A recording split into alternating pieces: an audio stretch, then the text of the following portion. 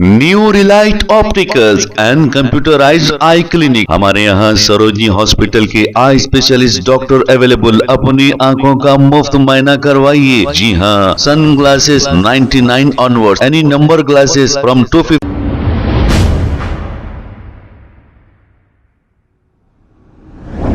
अस्सलाम वालेकुम नाजरीन, 7H न्यूज सच को रखे आपके आगे। नाजरीन, आए दिन मुस्लिम लड़कियां गैर मुस्लिम नौजवानों के साथ घूमती फिरती नजर आ रही हैं और कुछ लड़कियां तो शादी भी करके अपना मजहब भी तब्दील किए हैं।